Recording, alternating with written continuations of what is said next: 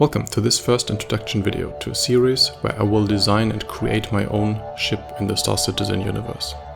This will cover everything from sketching over 3D modeling, texturing to VFX, and I want to implement VR into the actual building process. But I will talk about the technical stuff later. Today I just want to share my idea and show some first sketches.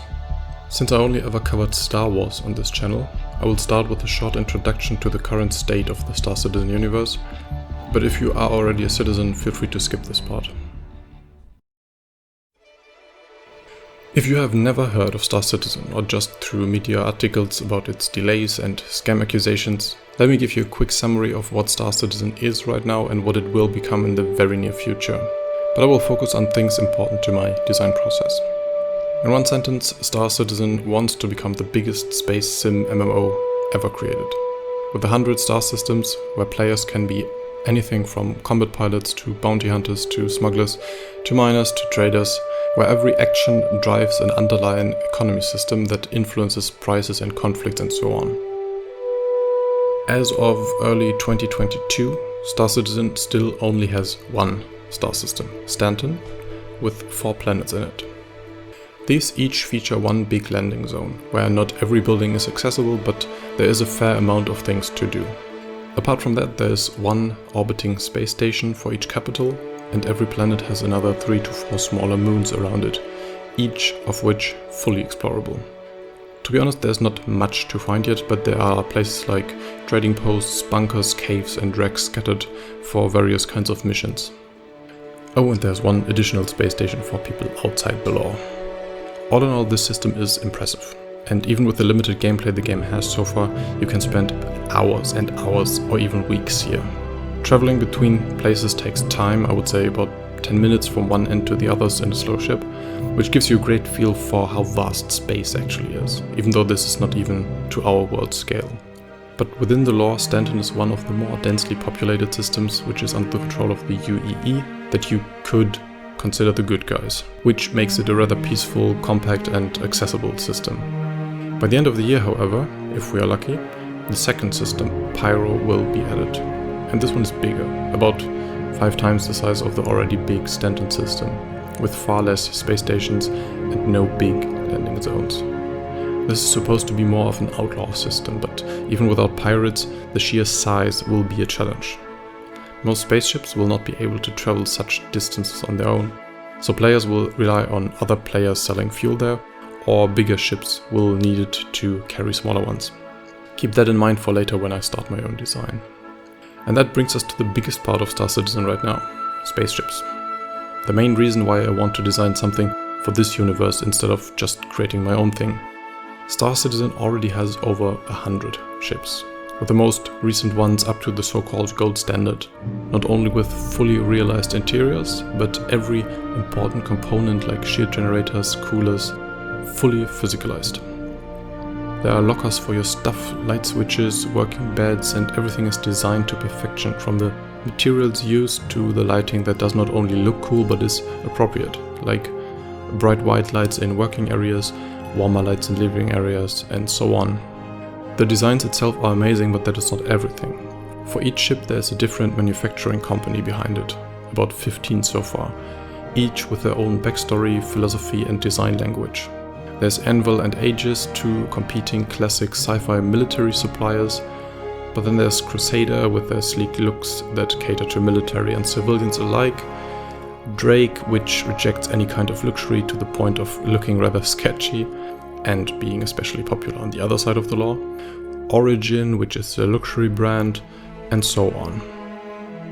So in conclusion, Star Citizen has a believable spaceship economy, and the upcoming systems will be a lot bigger and put more emphasis on long-distance travel. And that is where I want to start with my own design.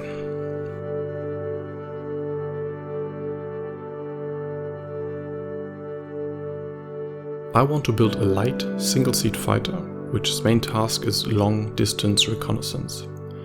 Therefore it will focus on range over firepower, and I will get more into the balancing of that later. What is going to make this one unique for a small fighter is that I want to include a small bed right behind the pilot seat, similar but even more compact than the Aurora, to have the ability to log out wherever and make long distance travel more believable. But more on all that later. So for this first part, I started by sketching shapes, just simple outlines to find something that I like. This is just a selection of all the ones I did, and even in here are some that I already don't like or that are less well made than others. But at this point I like to just print them all out, hang them somewhere and let them grow on me for a few days.